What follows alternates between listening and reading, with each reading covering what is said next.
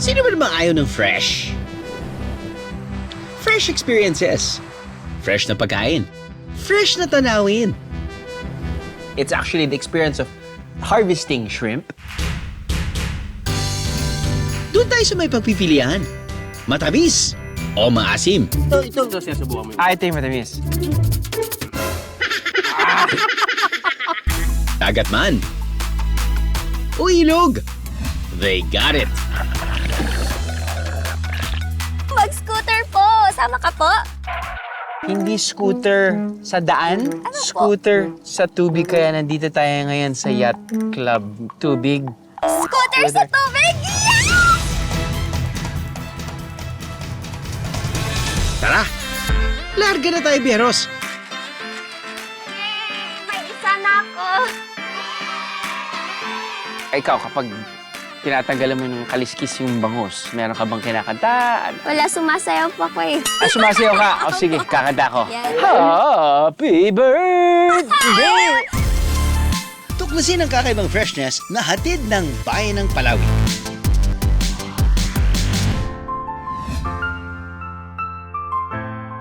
Sa probinsya ng Zambales.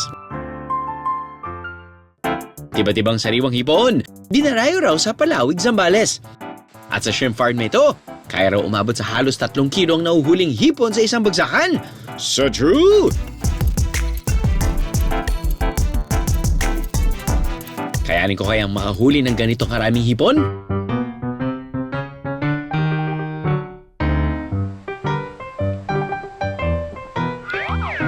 Kailangan, may strategy po yung tamang paghagis. Tamang paghagis Net. ng net. And then, be balance po ng ating body. Kasi may Be balance. possible na mahulog tayo sa tanks. Sa tangke. Okay. Tinuruan ako ni John kung paano ang tamang paggamit ng net o dala. Kapag right-handed po tayo, so doon po yung lock. Okay? And then, hahawakan po natin siya dito sa taas. And then, hahatiin po natin siya sa gitna. So, ayan. And then, nahawakan po ulit natin siya. Okay? And then, pagkahawak po natin, kukuha po tayo dito ng kaperaso niya. So, bali 3 hati po siya. Dito po siya sa likod ng siko natin. And then, may hawakan po tayo dito sa kaliwa. Ako naman. Ayan. Kukunin ko ng konti. Tama po ba? Yan, sir. Dito po ang hawak. Dito yung hawak. Opo.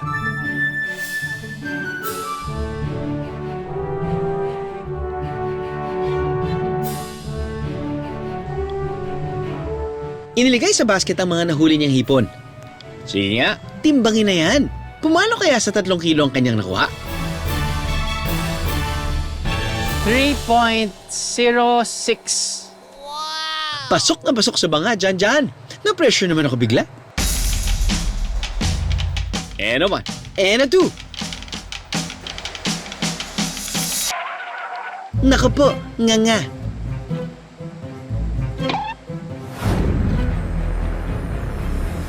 460 grams. 400 grams. Dito sa BND, bawal lang sumuko. Try lang ng try. Pag ganyan, hindi nyo na po ibabalik yan. Ay, bawal na po, sir. Bawal Kasi, na. Opo. Kasi na-stress din po sila, sir. Oh. Mas mabilis po sila ma-stress. Ako ay nasistress na rin. Aabot kaya ito ng 3 kilo? 96. Ayaw nyo makisama mga hipon, ha? Pues.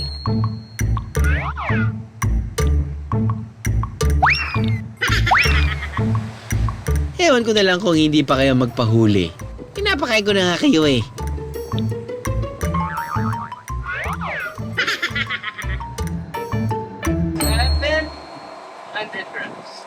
As compared to the performance ni Kuya Jan na yung unang hagis lang niya, naka-bingwit na kagad siya ng mga 3 kilos of shrimp.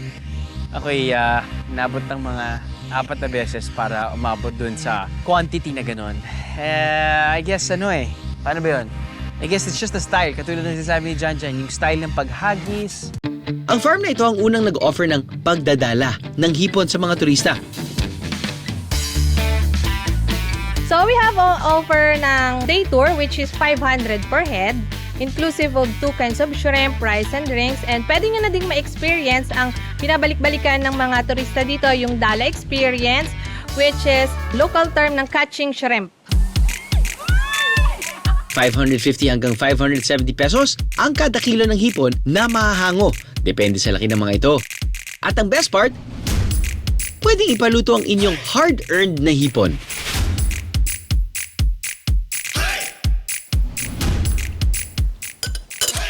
So fresh. It's actually the experience of harvesting shrimp and then you can actually, paano ba tawag dyan? Yung Tagalog term ay paluto. Pwede mo ipaluto yung shrimp. You have an array of choices. Siyempre, shrimp.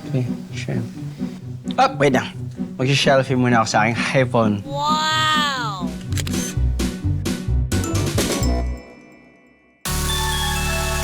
Gusto mag-tour na may kakaibang activity para sulit? Ang yacht tour na ito, nag-aalok ng inflatable pool at scooter. Sa dagat, tara muna sa Subic Bay. Paano kung makuryente ako? Walang kuryente to, walang kuryente. Promise? Let's go, Mama Puso!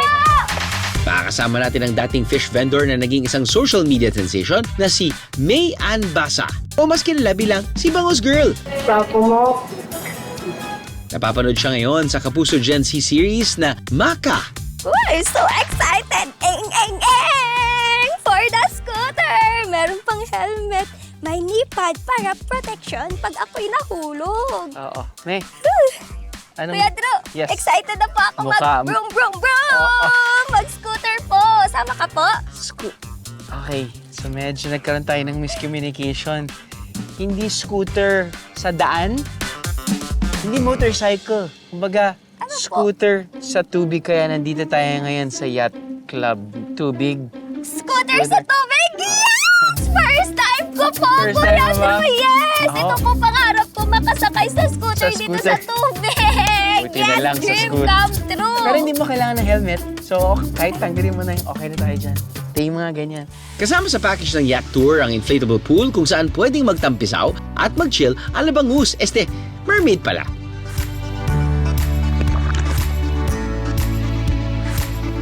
Para sa mga adventures dyan, subukan ang kanilang water scooter. Lutang naman to, hindi to lulubog. Promise, Uncle, ha?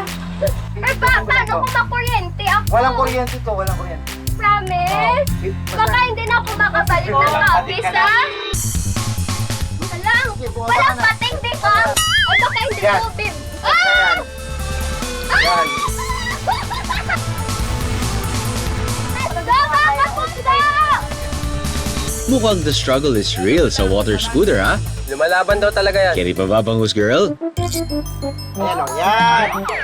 Umiikot. Oo, dito sa water pool ko ay sobrang nag-enjoy ako kahit na sumasakit na yung nose ko dahil sa tubig. Pero super enjoy. Pero nung dito na sa water scooter, grabe! Muntik ko lang sukuan! Ikaw ha, buti na hindi kita sinukuan. Sana all pinaglalaban. Kasi pag hindi ka po talaga marunong mag-balance or first time mo talaga is nakakangalay po talaga dito sobra. Tsaka parang lagi ka pong tumatagilid kaya dapat marunong po tayo mag-balance dito sa water scooter natin. And nung siguro mga 3 beses ako nakaikot bago ko siya na-enjoy. Bukod sa inflatable pool at water scooter, may enjoy nyo rin ang mamingwit ng isda at mag-ihaw on board. Ganun talaga, Bieros. Kapag sumakses in life, swim lang, kain-kain na lang, chill lang sa yate. Ha, ang sarap naman. Hehehe. Hindi lang sariwang hipon at nakaka-fresh na water activities ang meron sa Zambales. Dahil ang bagong luto nilang tubig, inuluto sa iba at kawayan. Ang mabusisi at patrabaho ang pagluluto nito, inaabot daw ng hanggang 6 na oras. Ipinakita muna ni Nanay Rosita ang paghahanda ng mga kawayang gagamitin sa paggawa ng tubig. Pag naputol na ito, tanggalin ulit yun. Tapos, dito na naman, Okay. tanggalin ulit yun. Green light yun. Hanggang ganon. Pag maiksi na doon sa bandaron, kahit na hindi ka na magtanggal. Aha. Okay. Gets. Titingnan po muna namin kayo, tapos nun kami susubok. First time mo pang gawin to? First time din? Kahit taga-probinsyana pa, Kuya Dre, hindi ko pa po Hindi pa na-experience na-experience. maglanggari. Galing ni nanay. Oo. Ilang taon ka na po, Nay? Parang lakas-lakas mo pa po. Si 68 na, madam. Ilan po, Nay? 68 daw 68! 68 sa December. po. Parang 58 pa lang sila. Nambola ka pre yan, Mayan. Dahil dyan, showdown na tayo sa paunahang pagputol ng dalawang kawayan. Ikaw, kapag tinatanggalan mo ng kaliskis yung bangus, meron ka bang kinakanta? Wala, sumasayaw pa ko eh. Sumasayaw ka? O sige, kung sumasayaw ka eh, di... Ikaw dalaw. Ako, kakanta ko. Yan. Grabe. Yung bangus girl, nandito na po sa paglalanggari girl. E paano ba yan, Mayan? Nakaisa na ako. Yay! May isa na ako. And just like that, tapos ko na ang challenge. How about you, Mayan? Ito, mas matigas to kaysa sa bangus, no? Parang nagugutom na ako, sir. Nagugutom ka na. Parang gusto ko nang tikman yung lulutuin natin. Sobrang, nakakapagod pala yung ganito. Mukhang gutom ka na nga at minadali mo na ang iyong pangalawang kawayan. Nakakailan po kayong ganyan, Nay? At, di ba ilalagay po natin yan dyan sa mismong Ito Kawayan. lang, sir. Pag ganyan kalalaki, baka walang 10. walang 10. Tapos magkano po yung pagbenta nyo sa ganyan? Kada Yung piraso? pinakamalaki, sir, 250. 250. Yung isa naman, pag yung XL na talaga, 300. 300. Tapos pang gano'ng kadaming tao po yung gano'n? Mga 5, 6. Sige, Mayan. Subukan mo maghalo. Hanggang dyan lang po talaga yan, Nay. Opo, aalsa po yan. Aakyat pa. Oo. Tapos, Opo. ito naman, Pa. gagawin nating pangsakit. Bakit ganun? Sisiw lang kay nanay ang pagtitiklop ng bunot ng nyug. Pero ako full force na. Di ko pa rin matiklop? What happened, Drew?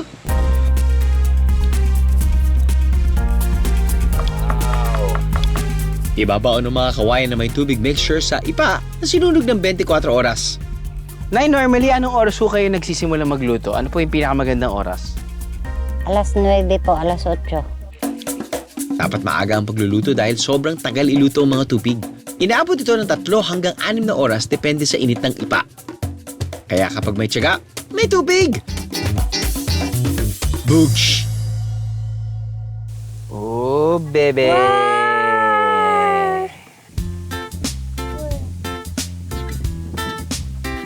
Mahilig ka siguro sa matatamis na? Mahilig ka sa matamis! Yes po. Hindi ba yan magsastock sa braces mo? Ito ka.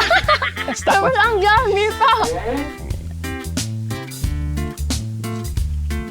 Masarap siya. Hindi siya ganong katamis. Yes Sakto po. lang siya. So, syempre, yung texture niya. Yan.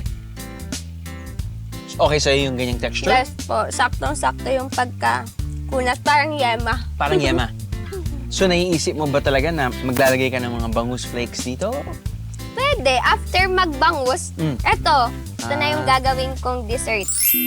35 years nang nagluluto ng tubig sa kawayan si Nanay Rosita. Tuwing Semana Santa lang daw ito natitikman noon. Pero dahil marami ang naghahanap nito, gumagawa siya ng hanggang 180 pieces kahit hindi mahal na araw.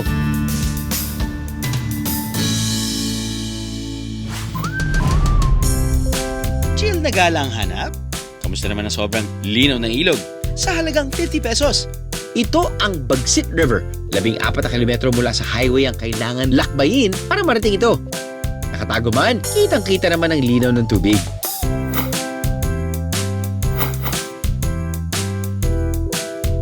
₱50 lang ang entrance fee nito. Ang mura, di ba? Meron na rin mga cottage na pwedeng rentahan sa halagang 1,000 pesos. Pinabalik-balikan po talaga namin siya kasi malinaw po talaga yung tubig tapos maganda din. First time po namin dito. Stock po sa budget yung yung entrance. Maganda naman po. Sa sobrang linis at linaw ng tubig dito, tiyak pag-ahon mo, 30 years younger ka na. Lakas maka-fresh naman talaga.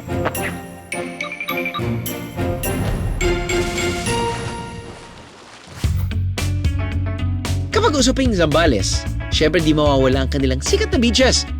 Kamakailan lang, naging viral online ang parting ito ng Zambales. Yung true dagat o dagat ng tao? Kung bet na mas solo ang beach.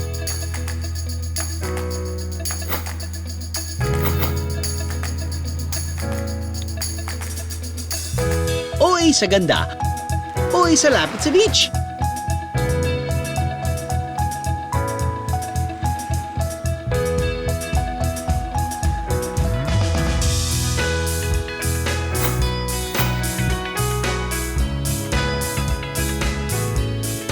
Kompleto na rin dito ang amenities gaya ng common kitchen at dining area, swimming pool, at shower area. Kapag nasa beach, masarap kumain ng seafood. Ino-offer din ng resort ang boodle fight na swak for the fam o barkada.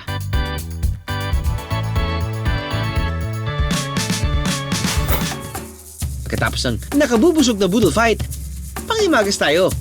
Ang isa sa pinakamatamis na mangga sa buong Pilipinas. Dito sa Zambales matitikman. Pero bago yan, mangga challenge muna tayo, Bieros. Okay, meron na dito tayo ngayon sa Home the Sweetest Mangoes, Zambales. At kasama natin ang dalawang teams. Ang visiting team, Team BND with Ara and Elgin. At syempre ang home team, si Ron, pati si Christian. Palakpakan naman dyan. Simple lang naman ng mechanics. Yung mga nakatayo ay naka-blindfold at magpapakain ng mangga.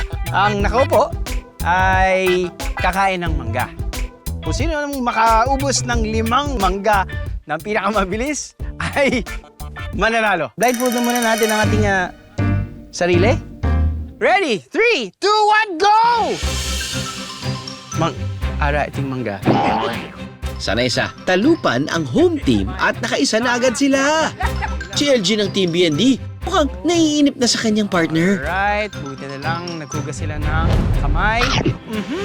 Nagsimula na silang kumain ng mangga. Bakit nakabahan ng kamay ni Christian? Hindi naman siya yung kumakain. Okay, buti na lang ang pinakamalapit na ospital ay sa Subic pa. Very good. Ang home team nag-umpisa naman sa kanilang pangatlong piraso. Pero ang Team BND, May balat pa ako. May balat. Mangga at hindi daliri ang kakainin, okay? at tatapusin ang kanilang pangatlong mangga. Very good. Up. Oh, wow. Giggle match, guys. Okay, from the looks of it, mukhang nangunguna ang Team BND. Bibilisan kaya ng Team Zambales. Huling mangga na ng Team BND. Kaso, Ay, nahulog! Nahulog! Nahulog yung mangga. Patay. Patay ka ngayon. Nahulog yung mangga. Kuya, may lupa. Yan.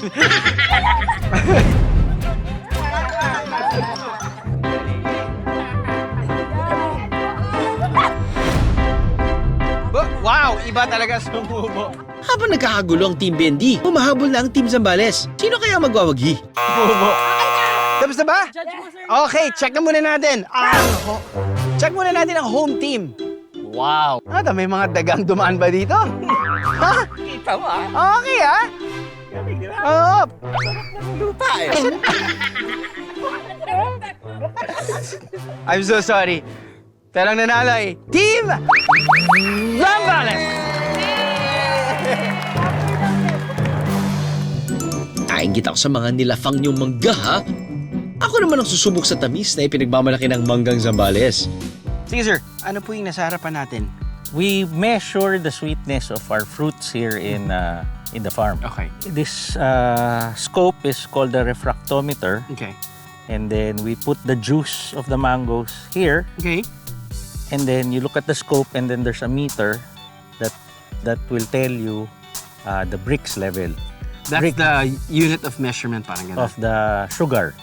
Normally, our mangoes, the lowest that we get is around 18 Brix. 18 bricks. 18. What is the highest? The highest we got is 24. Putol pa levels yon. Bago natin kunin ang sweetness level, tikman muna natin ang kanilang mangga. Pwede kong hulaan, sir? Sige.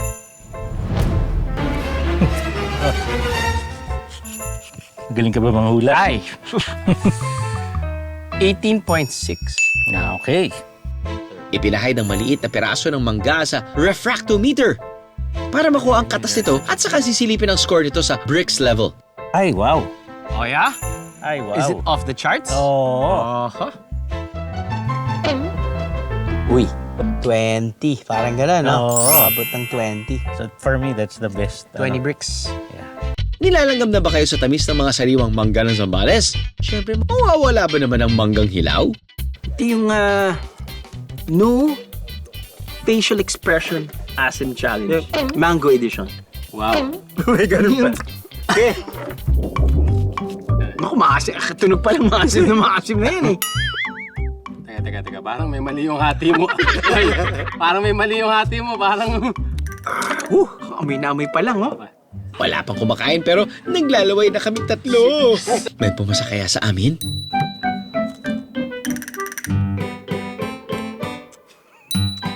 Palit na kayo ng ng brand, ng variation ng mangga. Oh, masyado matamis. Wala eh. Wala? Wala na bang iba? Hindi ko to, sir. Wala nga. Anong wala? Walang lasa? Walang wala? Wala. Wala ka pa lasa? Kumain ng yung chichirya. Wow. Ay, ikaw naman, bro. Ano Jeff, papatalo ka ba? Wow. Wala naman ako naamoy. Kunwari, naamoy ko pa. Pero, sige.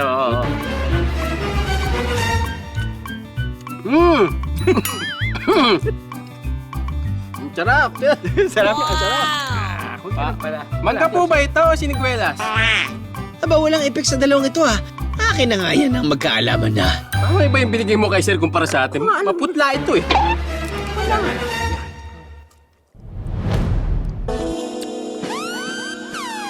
Ite, parang kang dinadaya. Palagi kang mugi ka na nga. Dinadaya ka pa ba? Tingin mo naman. Ito. Asim ba, sir? Asim ba? Ito. Ito, sir. Subukan mo yung ito yung matamis. Yung unang inano sir. Yan. O yun nga, may langgam na kagad na pumunta eh. Ibig sabihin, matamis. Sobrang matamis. Subukan niyo.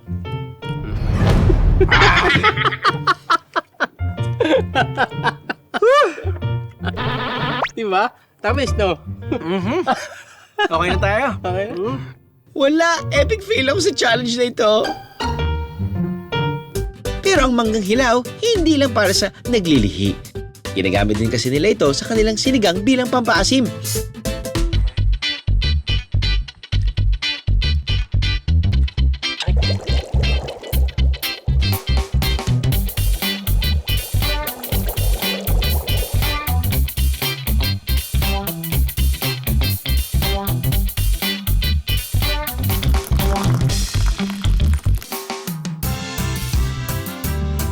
Ito yung ginamit nilang pampaasim dito, hindi sampalok kundi mangga. Medyo pasok siya. Dahil naghahalo yung sweetness at yung asim ng mangga. Actually, in fairness, ngayon lang ako nakatingin ng sinigang sa mangga, in fairness. Tapos nun, yung pagkaluto pa ng sinigang, yung medyo makapal dahil sa gabi. Tapos nun, pork pa yung sinigang. Tapos nun, ang dami pang okra. Perfectly cooked okra. Oh my God!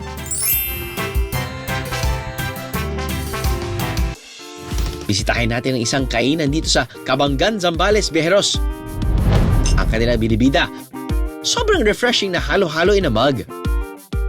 Ayaw ng malamig, aba, may maanghang na paandar din sila. G sa adobong balut.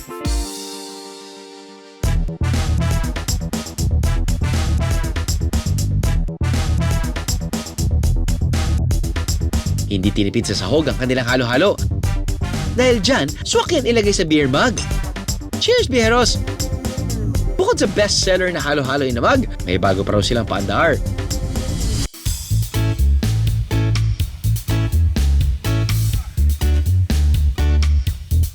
Yung lasa niya ay may kagat. Adobong balot. I have to be fair. I have to come clean. Hindi ako usually kumakain ng balot. If ever kakain ako ng balot, kakainin ko lang yung medyo yung yolk part. Yeah. Pero in terms of yung halo ng sauce, pati yung kagat ng sili, I do appreciate. Now, Dahil sa sobrang anghang, feeling ko kailangan ng super fresh na something. At dyan papasok yung halo-halo. Boom. Tanggalang anghang. Oh my God. So refreshing. Hindi naman kailangan na sabayan orderin. Sorry, gutom. Ano, nabiting kayo sa biyahe? All you gotta do is just subscribe to the YouTube channel of GMA Public Affairs and you can just watch all the Behind the Drew episodes all day, forever in your life. Let's go! Yeehaw!